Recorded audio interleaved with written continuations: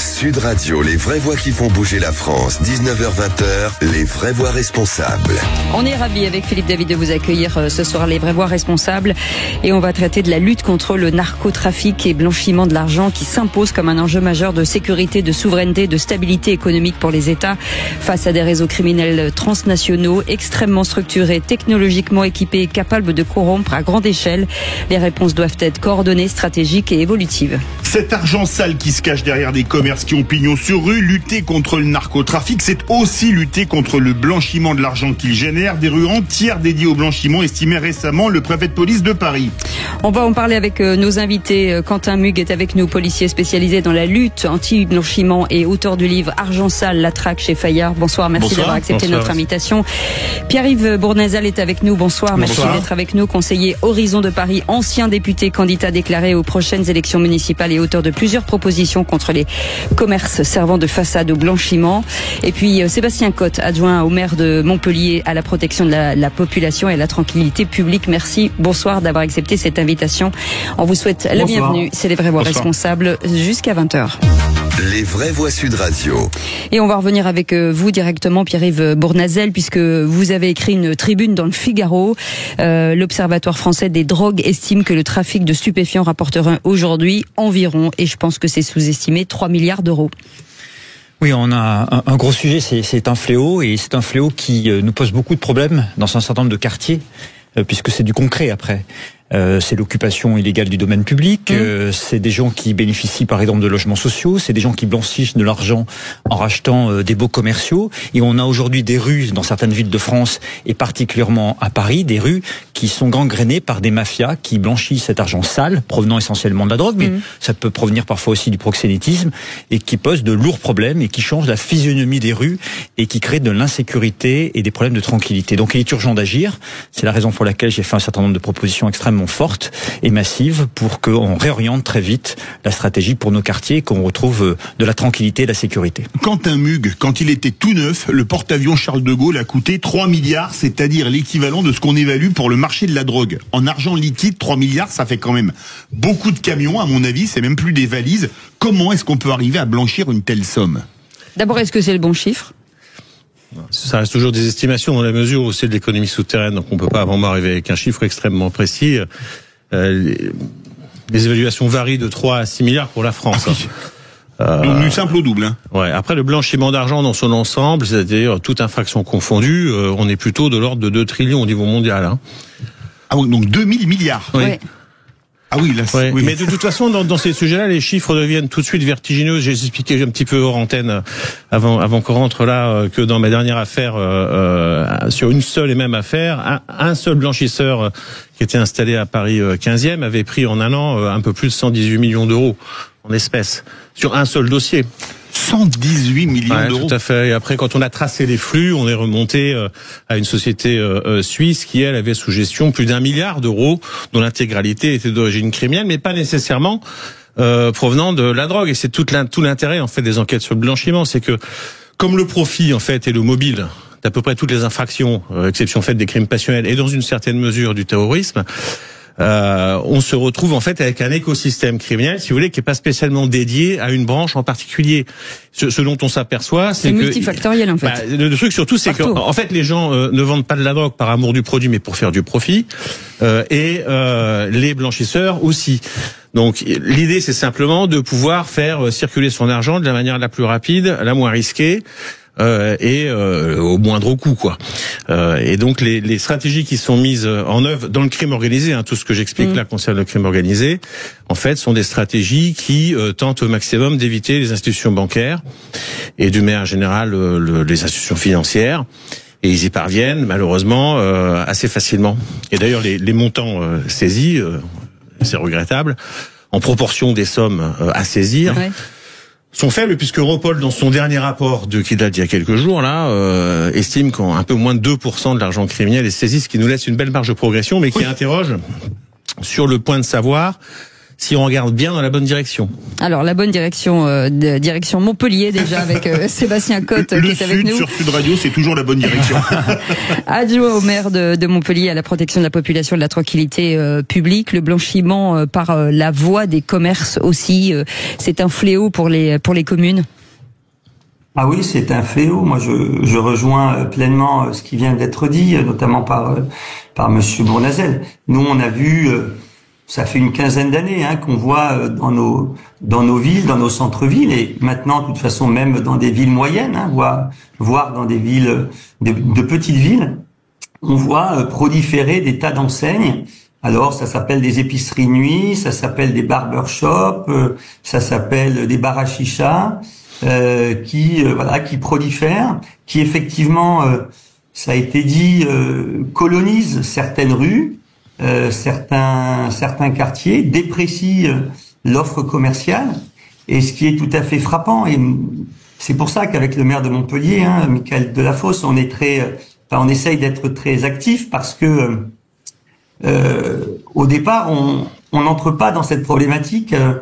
Par la question du blanchiment, on entre dans cette problématique par la question de la tranquillité publique, parce que ce sont des commerces, comme ça a été dit, qui sont en lien avec la criminalité organisée et qui ont l'habitude de ne rien respecter. Donc ils respectent évidemment pas le voisinage. Donc moi au départ, je suis amené à m'y intéresser pour la tranquillité publique.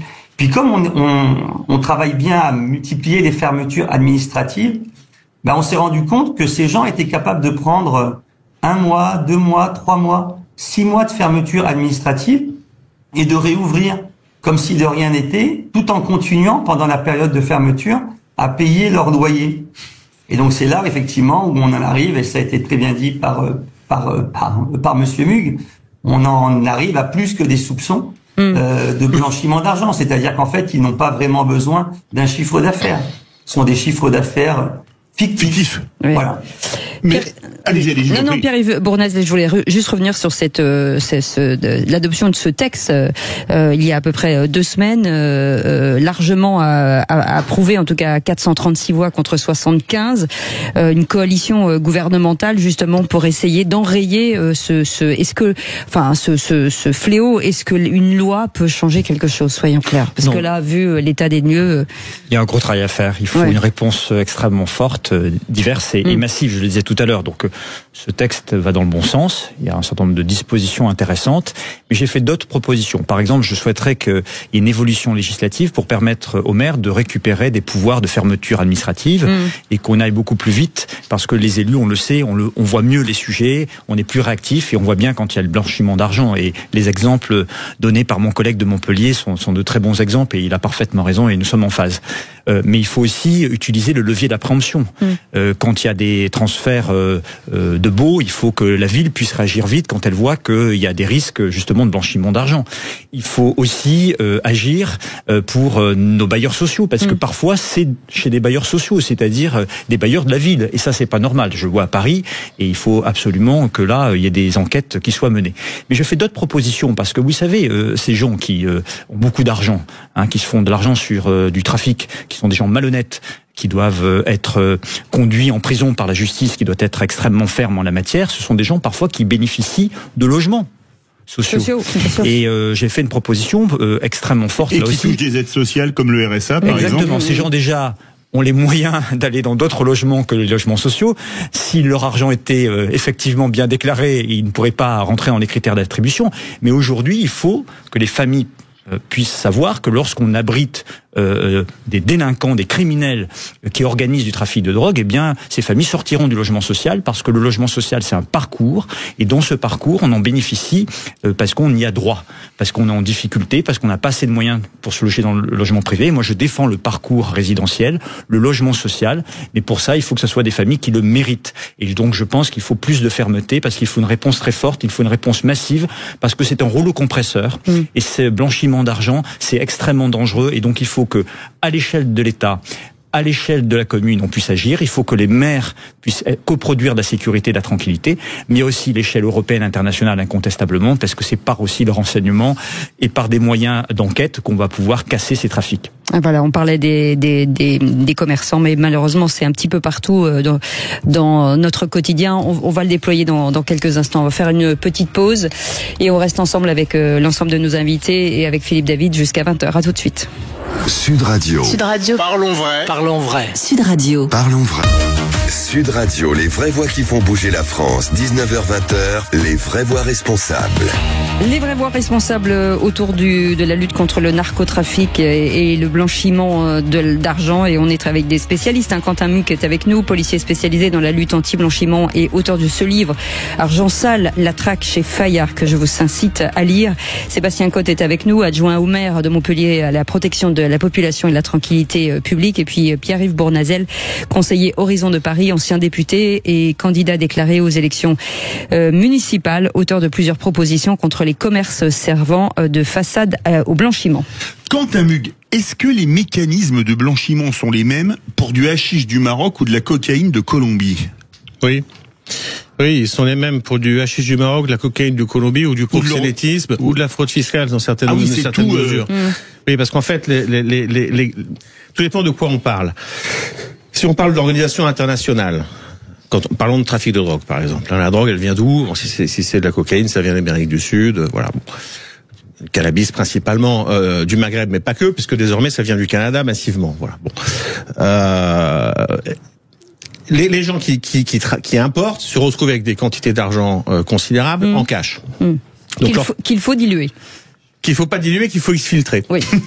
En fait, il faut s'arranger pour éloigner physiquement le plus possible le résultat de votre infraction du lieu de sa commission. Donc, que font-ils? Ils font appel à des gens qui sont professionnalisés, qui portent 1000 noms selon le lieu où ils exercent. Ça va être des sarrafs au Maghreb, des money brokers aux États-Unis, peu importe.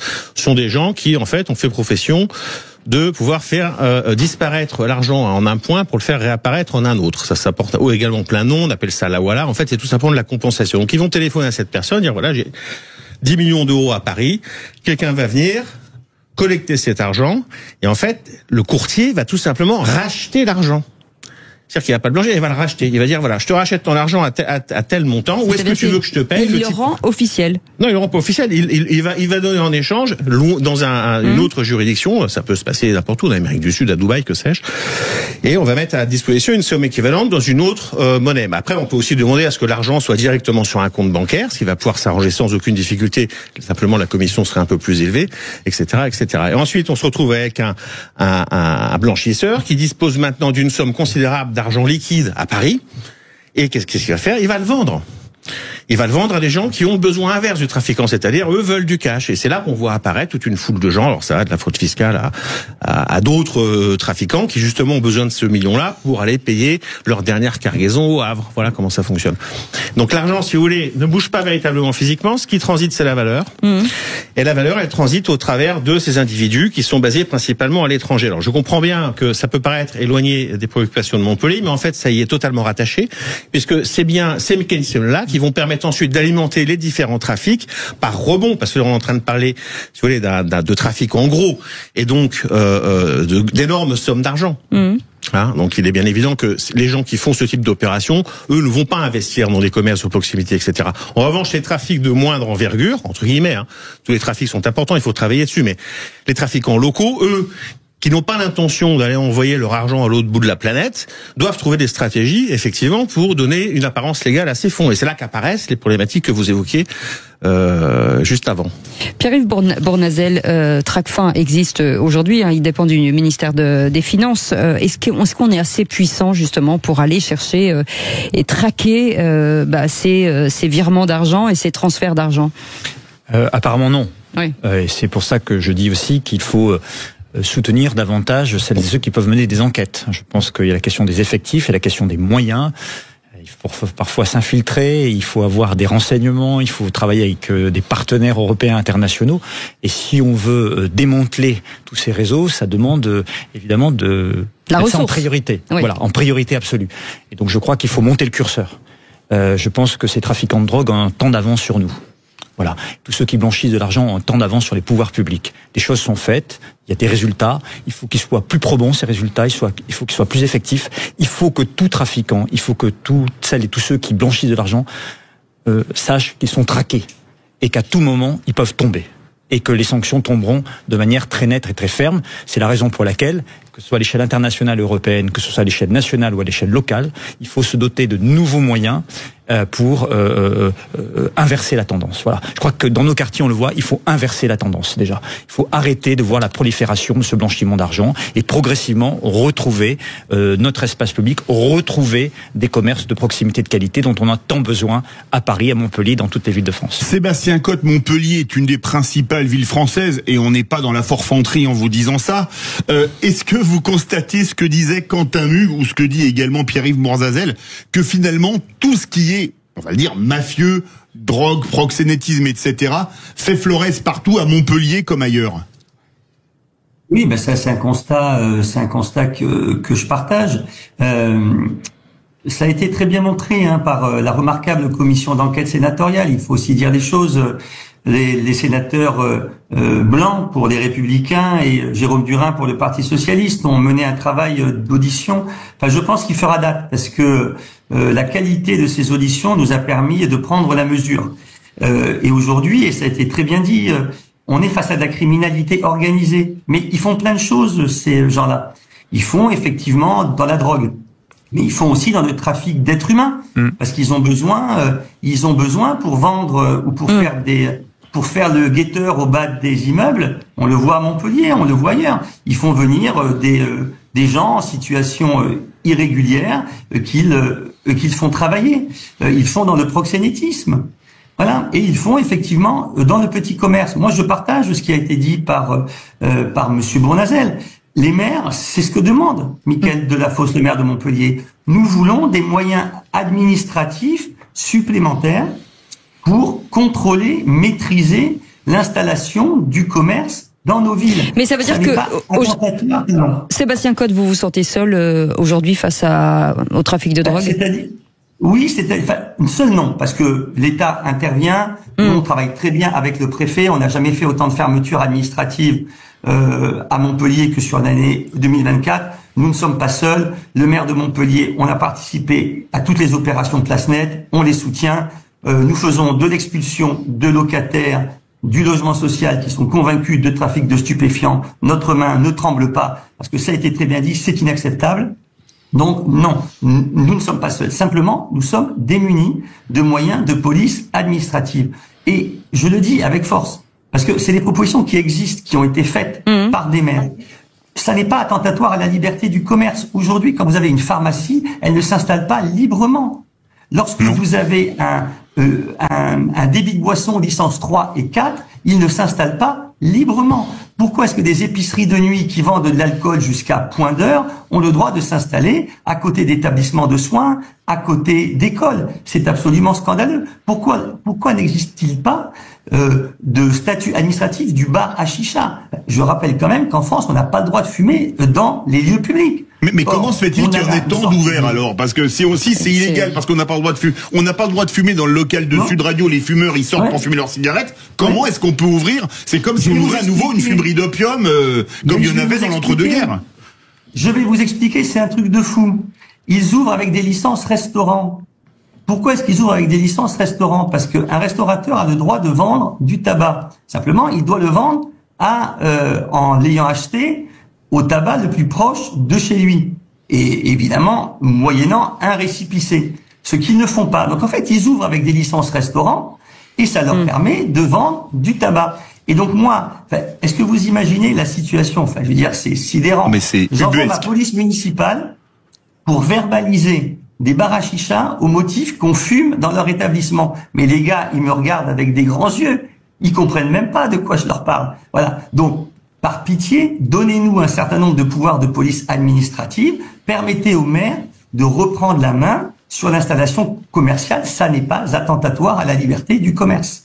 Allez, vous restez avec nous, on fait une petite pause et on reviendra tout à l'heure avec Quentin Mug de comprendre justement dans quelle filière, où est-ce que tout ça circule, parce que il faut effectivement des gens, il faut des situations pour que cet argent se revienne dans l'économie légale. On en parle dans un instant. Sud Radio. Parlons vrai. Parlons vrai. Sud Radio. Parlons vrai. Sud Radio. Parlons vrai. Sud Radio, les vraies voix qui font bouger la France. 19h-20h, les vraies voix responsables.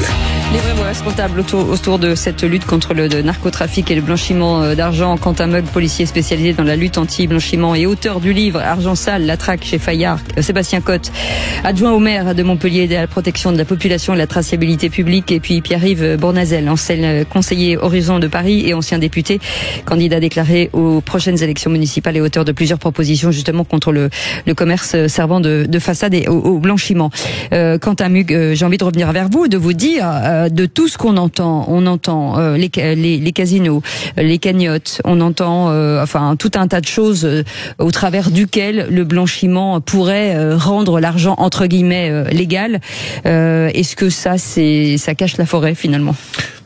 Tout ça existe. Il y a du blanchiment dans une foule de mécanismes, tous plus ou moins complexes, etc. Lesquels, par exemple? Donnez-nous qu'on comprenne bien. L'achat de voitures de sport, de montres. Oui, dans le commerce de voitures, dans la location de voitures. Ouais. Voilà, des gens qui montent des business parce qu'on parle des restaurants. Il y a la loc de voitures de luxe en particulier, qui est un modèle économique qui ne fonctionne pas normalement. Enfin, je veux pas mettre à dos tous les loueurs de voitures de luxe, mais il y a eu beaucoup de cas dans lesquels on voyait qu'en réalité il n'y avait pas de location. C'était simplement pour revendre les restaurants, etc., etc. Mais le problème, c'est que ça dépend de quoi on parle. Je voudrais pas donner l'impression qu'il faudrait balayer d'un revers de la main toutes ces problématiques liées effectivement, et c'est un vrai problème, à l'aseptisation de quartiers entiers par le rachat, les bureaux de tabac, etc., etc. Bon, maintenant, si on parle des grands équilibres, de la manière dont les grands importateurs font venir des quantités industrielles de drogue, etc., etc., et la manière dont l'argent est ensuite blanchi. Quand vous dites industriel, c'est à partir de combien?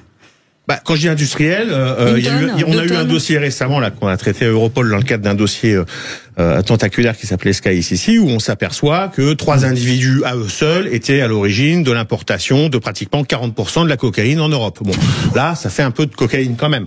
Oui. Sachant que dans le dossier en question, on est rendu à plus de 800 tonnes saisies. C'est une station de sport d'hiver. Voilà, bon. C'est ça. Donc là, effectivement, la question se pose de savoir est-ce que c'est plus judicieux d'investir massivement pour essayer de contenir ce flux massif, ou est-ce qu'on a envie plutôt de faire des affaires à 15 grammes, voilà, en divisant. Il faut évidemment faire les deux parce que ça pose des problèmes de sécurité publique qui ont été évoqués à juste titre. Mais il faut déjà en amont mettre sans doute beaucoup de moyens, c'est ce qui est fait d'ailleurs, pour essayer de contenir le flux. Et puis après, ma foi, ce qui passe, il faut continuer à travailler dessus. La problématique de la drogue, si vous voulez, c'est que vous avez un produit qui coûte 1000 balles. Pour la cocaïne, en Colombie, que vous revendez environ 30 000 au prix de gros, au kilo, C'est pas le prix de revente dans l'air au gramme, 30 000 au kilo pur, qui va être coupé un certain nombre de fois, ensuite va être vendu au gramme. Enfin, donc vous avez déjà fait x30 sur le produit. Si vous avez un esprit un peu plus aventuré, vous pouvez aller jusqu'en Australie, et là vous allez faire x250. Bon. Donc vous avez un produit, celui qui va générer un bénéfice, une fois pris en compte la logistique, la corruption, etc., tout, quelque chose de l'entour de 80% de bénéfices. Voilà. Donc on est ça. Donc ça, faut le blanchir. Commerce florissant. Oui. C'est pour ça que ça continue. Encore une fois, les gens sont pas là pour la drogue elle-même. Ils sont vraiment là pour l'argent. Voilà. Donc après, il faut s'organiser pour voir comment on va ramener tout ça. Et en fait, c'est assez contre-intuitif parce qu'on se dirait, bon, très bien, une organisation qui est à la tête de 40% des importations de cocaïne en Europe doit disposer d'armées, d'avocats comme à la télévision et se nager dans les bitcoins. Il n'en est rien. Plus c'est gros, plus c'est cash.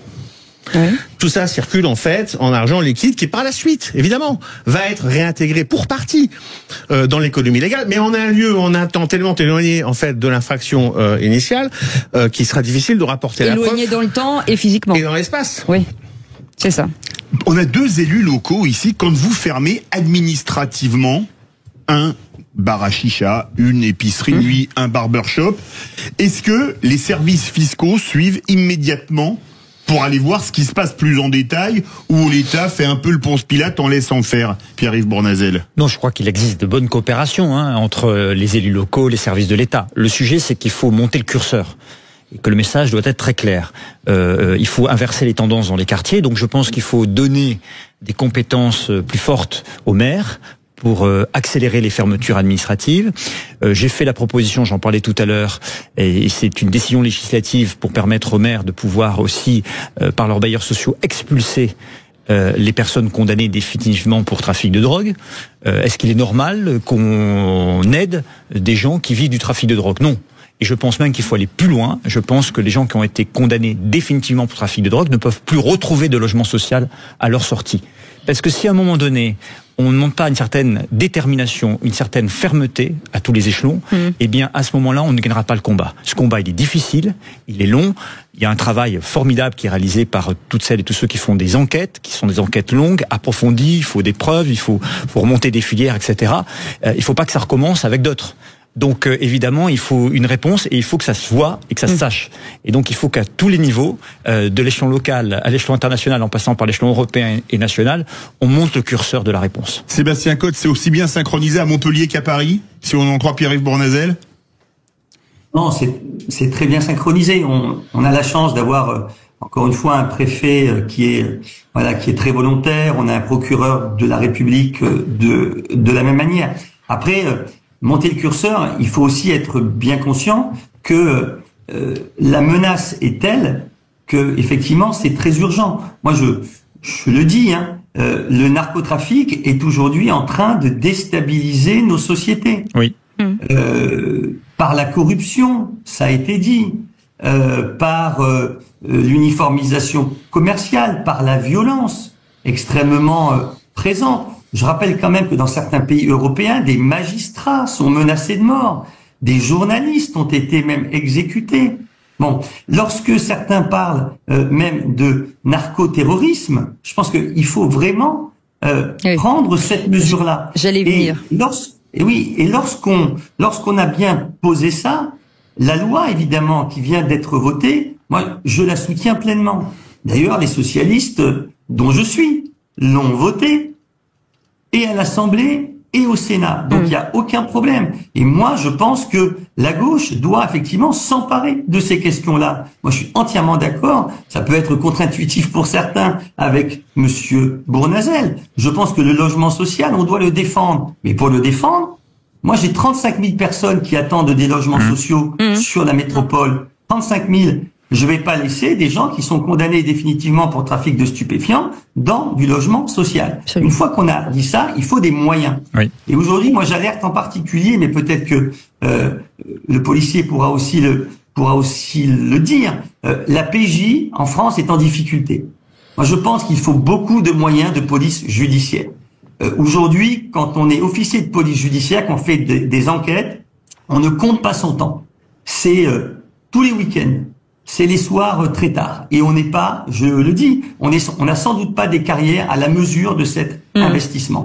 Donc là, je pense aussi qu'il faut bien prendre conscience et que l'État se dote des moyens adéquats. Donner des moyens aux maires, nous l'avons dit, des moyens de police administrative. Et ça coûte zéro. Ça coûte zéro. Mais donner des moyens à la police et notamment à la police judiciaire, c'est fondamental. Quentin Mug, on l'a dit, ce mot terrorisme, on dit toujours que le trafic de cigarettes, que le trafic de drogue, forcément, finance le terrorisme. Ça me paraît évident. Ça paraît évident, mais en effet, c'est un sujet qui nécessite d'être pris au sérieux. Personne ne conteste que les talibans ont tiré du pavot. Des revenus du pavot. Les FARC, ce sont de toute évidence les forces armées révolutionnaires colombiennes ont tiré quelques profits du trafic de cocaïne. Au Sahel, on voit des choses similaires. Et puis plus proche de nous, les attentats de Madrid, dont il a été démontré que les auteurs avaient financé ça avec du trafic de cannabis, etc. Les exemples abondent. Et d'ailleurs, quand on regarde un peu les études qui ont été menées sur la liste des terroristes djihadistes de ces dernières années, nombre d'entre eux ont des profils de trafiquants. Ce qui est intéressant d'ailleurs parce que on peut pas faire plus capitaliste qu'un trafiquant. Et subitement, il se radicalise pour une cause sans profit immédiat, en tout cas profit pécunier. Non, c'est certainement un sujet. Je vais même vous raconter une anecdote personnelle. Il se trouve que j'étais aussi enquêteur pour l'ONU sur l'enquête de l'assassinat du Premier ministre Rafik Hariri au Liban. Ah oui. Et que rentré en France, je m'étais engagé dans des affaires un peu complexes qui avaient trait au blanchiment de trafic de cocaïne, où se trouvaient également beaucoup de Libanais. Et je m'étonnais du nombre d'homonymes que je trouvais entre les deux affaires, pour m'apercevoir finalement que ce n'étaient pas des homonymes. Ah. C'était les mêmes personnes. Ah oui, d'accord. Ah oui, d'accord. Voilà, petite pause encore une fois et la dernière, et on verra peut-être les angles morts de la législation justement pour aider, que ce soit la police, que ce soit les maires, les élus, puisque tout le monde doit se retrousser les manches. J'ai l'impression. On en parle dans un instant. On est ensemble jusqu'à 20h. À tout de suite. Sud Radio, votre attention est notre plus belle récompense. Tous les week-ends, je suis branché Sud Radio, mais ça fait quelques années déjà. Sud Radio, parlons vrai. Sud Radio, les vraies voix qui font bouger la France. 19h-20h, les vraies voix responsables. On pourrait passer des heures avec eux et les écouter puisque le sujet est malheureusement passionnant. Lutte contre le narcotrafic et le blanchiment de l'argent.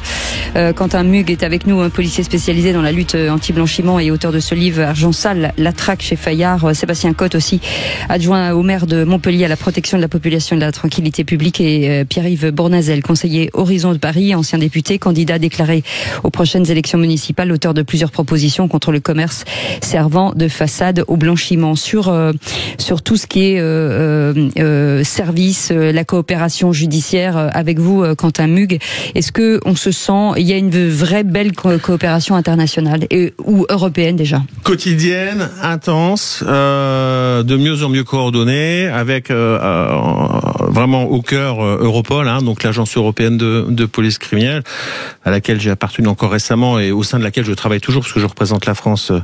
Je suis un officier de liaison représentant la France au sein de cette agence. C'est une agence qui vraiment s'est donnée pour mission d'apporter un support direct aux enquêtes, un support opérationnel. Il ne s'agit pas seulement d'avoir une vision stratégique, ce que l'agence fait aussi, mais vraiment d'agir dans les enquêtes avec des succès retentissants. Aujourd'hui encore, on a annoncé le démantèlement d'une plateforme de pédopornographie, qui était terrible. Tous les jours, les services de police, au-delà de l'Europe même d'ailleurs, se réunissent, parce que Europol c'est en fait plus de 50 pays, c'est pas seulement l'Europe, et mettent en commun des informations, des compétences, des expertises pour travailler ensemble et obtenir des résultats. Les résultats sont absolument extraordinaires. J'évoquais brièvement, je prendrai juste cet exemple-là parce qu'il est connu en France, les dossiers dits EncroChat et Sky qui ont consisté à démanteler en fait des plateformes de communication cryptées mises en place par des criminels pour des criminels et dont le contenu était intégralement criminel. Ça c'est vraiment une enquête sans égal. On est à plus de 15 000 personnes interpellées, des centaines de tonnes et surtout des gens d'un niveau élevé puisque les appareils eux-mêmes coûtaient cher, ce qui écrémait de fait le menu fretin. Mais ça nous a permis surtout d'obtenir au niveau d'Europol et pour les pays membres une photographie de la situation qui valide ce que disent les invités autour de cette table sur les problématiques à la fois locales et plus internationales. Pierre-Yves Bournazel, vous avez été député. Il y a une loi contre le narcotrafic qui vient d'être votée. Comment expliquer qu'on ait mis aussi longtemps pour en arriver là? Parce que qui va piano va sano, mais peut-être pas tant que ça. Parce que je pense que le problème a été trop longtemps sous-estimé. Et pourquoi? Par manque de courage politique? Peut-être par manque de courage politique, peut-être par manque de connaissances aussi. Il faut être sur le terrain pour voir aussi un certain nombre de choses. Je suis content de voir que à Montpellier, il y a des élus de terrain qui se rendent compte des choses et qui les relaient parce que nous sommes en phase sur les propositions. Ça fait froid dans le dos ce que vous nous racontez là, parce qu'on voit bien que ceux qui veulent se faire du fric, ils font la drogue, le proxénétisme, ils utilisent des êtres humains, les enfants, pédocriminalité, vous en avez parlé tout à l'heure, on a parlé de terrorisme, on pourrait parler d'individus qu'on utilise et qu'on achète pour faire les guetteurs, d'autres pour vendre et recycler n'importe quoi dans les commerces justement. Donc on voit bien que c'est un phénomène d'ampleur. Donc c'est pour ça que je dis avec mes propositions qu'il faut monter le curseur. Parce que sur le plan législatif on peut faire des choses, mais il faut donner aussi des moyens pour qu'il y ait des services d'enquête dimensionnés, parce qu'il y a de la coopération internationale européenne et ça marche mieux, vous venez de le dire, et tant mieux, mais il faut que à notre échelle nationale on puisse donner des moyens à tous ces acteurs pour démanteler toutes les filières, et puis localement il faut qu'on obtienne de nouveaux pouvoirs pour pouvoir vraiment agir et gêner sur le terrain ces trafiquants. Justement sur le terrain avec Sébastien Cotte, adjoint au maire de Montpellier. Est-ce que entre maires, 36 000 communes, au travers peut-être de l'association des maires de France, sur ces sujets-là, est-ce que il y a vraiment des discussions et peut-être des conférences où vous pouvez vous aider les uns les autres? Oui, je pense que aujourd'hui c'est un phénomène qui qui nous frappe de plein fouet. Pour répondre à votre question aussi, moi je pense que pendant 15 ans, depuis 15 ans, moi à Montpellier, je vais être très clair. Dans les années 2000, entre 2000 et 2010, on avait une trentaine d'épiceries de nuit sur la ville. Aujourd'hui, on est entre 150 et 200. Bon, Montpellier est la ville de France qui a la plus forte croissance démographique. On peut s'en réjouir pour des tas de sujets, mais enfin c'est pas équivalent à la multiplication de ce type de commerce. Et donc je pense effectivement que après l'État a été happé, on le sait, par les problématiques de terrorisme à partir de 2015. Et il y avait un très bon article du Monde, c'était il y a quelques mois, qui disait qu'on a pris 15 ans de retard. Moi, je pense qu'on a pris 15 ans de retard. Et je pense que le projet de loi, avec notamment un parquet national contre la criminalité organisée, c'est une très bonne chose. Voilà, et je pense qu'enfin, on commence à prendre la mesure. Mais oui, pour maintenant venir directement à votre question, moi je suis membre de la commission sécurité de France Urbaine, de tas d'associations d'élus. Nous faisons tous le même constat. Là, à Bordeaux, à Besançon, à Paris, à Marseille, à Nice, on a tous les mêmes problèmes. Donc, qu'on arrête de nous opposer la sacro-sainte liberté du commerce. Nous ne voulons pas empêcher la liberté du commerce. Nous disons juste qu'il est quand même souhaitable, si l'on veut ne pas perdre la main, que nous donnions aux maires la possibilité de réguler. Encore une fois, je le dis, aujourd'hui, vous n'installez pas une pharmacie comme vous le souhaitez. Vous n'installez pas un bar comme vous le souhaitez. Donc, donnez-nous des moyens de police administrative pour travailler. Aujourd'hui, nous livrons, moi je le dis, un combat à armes inégal, un combat asymétrique. Ces gens-là, ils ont beaucoup de moyens. Ils ont énormément de moyens. Et là, on parle de grandes villes, mais la ruralité n'est pas épargnée. Et la ruralité n'est pas épargnée. Pourquoi? Mais moi, je le vois très bien. Dans une ville comme Montpellier, nous, on travaille très bien. Enfin, très bien. Du mieux possible. Mais on a besoin de plus de moyens. On fait 70 fermetures administratives sur la seule année 2024. Donc, ils savent qu'à Montpellier, c'est un peu plus compliqué. Et donc, où est-ce qu'ils vont? Ils vont s'installer dans les villages d'à côté, où il n'y a pas de police municipale. Moi, j'ai la chance d'avoir plus de 200 policiers municipaux. Donc, évidemment que je peux les utiliser. Mais des petits maires de villes moyennes ou de petites villes, ils n'ont pas ces moyens-là. Et eux aussi voient arriver ces commerçants. Enfin, c'est faux commerçants. Je pense que on l'a bien démontré. Mais quand vous travaillez à Europol, quand un MUG, il y a quand même des pays qui sont, on peut le dire, des narco-États. Certains disent que la France est en train de le devenir. La Colombie, la cocaïne, vous parliez de l'Afghanistan et du pavot, donc de l'héroïne, le Maroc et le hashish. Est-ce qu'au niveau des dirigeants, quand on rencontre les dirigeants de ces pays, on hausse un peu le ton, à votre avis, ou pas? Oui, enfin, on a une excellente coopération avec la Colombie, par exemple, avec qui on a un accord opérationnel à Europol. Non, je pense que déjà on a une problématique, c'est que tout le monde n'a pas la même politique vis-à-vis du cannabis, notamment. Non, c'est sûr. On est environné de pays où c'est légalisé, d'autres où ça ne l'est pas, mais où c'est dépénalisé de fait. Je pense pas que nos prisons soient remplies de consommateurs de cannabis pour le simple fait qu'ils aient consommé. Bon, voilà. C'est clair. Voilà. Après, sur la régulation elle-même, juste, moi, j'ai pas d'opinion sur le point de savoir si il faut réglementer les commerces ou pas, mais simplement, je soulignerai le fait que... Il nous reste 30 secondes. Ouais. La régulation bancaire, si vous voulez, en Europe, c'est 85 milliards d'euros dépensés tous les ans, je vous l'ai dit, et en face de ça, on a un marché de la drogue de 6 milliards pour aboutir à des saisies de 2%. Bon, il est pas sûr. Et pourquoi? Parce qu'en fait, tout simplement, dès qu'on régule un secteur, ils vont ailleurs. Ah oui. En fait, ce qu'il faut, c'est arrêter les trafiquants, se rappeler qu'on interdit la drogue, non pas parce que ça crée de l'argent, mais parce que c'est pas bon pour la santé.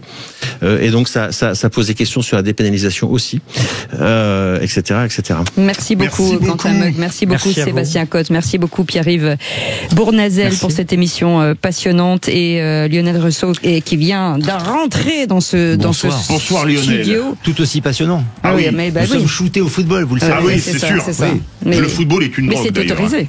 Mais c'est autorisé et c'est même recommandé, figurez-vous. Absolument. Notre émission le jeudi à partir de 20h, But Football Club, avec le site de référence butfootballclub.fr bien sûr, les thématiques de la crise du football français, entre autres choses, et Edwin Murati sera notre invité. Ah voilà, pas qui mal. joue au Paris Saint-Germain, le Zidane albanais en compagnie de l'ambassadeur de France d'Albanie en France qui sera avec nous. On va se régaler, on va parler foot. Je jouais à l'époque de Meo Kodro, un autre très bon Albanais qui joue au Barça. Vous avez mis un costume, vous avez une demande à faire à quelqu'un? Oui, faut que je vous parle. Très bien. On va vous laisser alors. Allez, passez une très belle soirée. Vous me feriez une infidélité avec Lionel Rousseau? Bon, je pourrais. Avec Maxime. Merci Aude, merci Justine, merci Félix et merci Nelly. On se retrouve demain à partir de 17h. Passez une très belle soirée. Salut.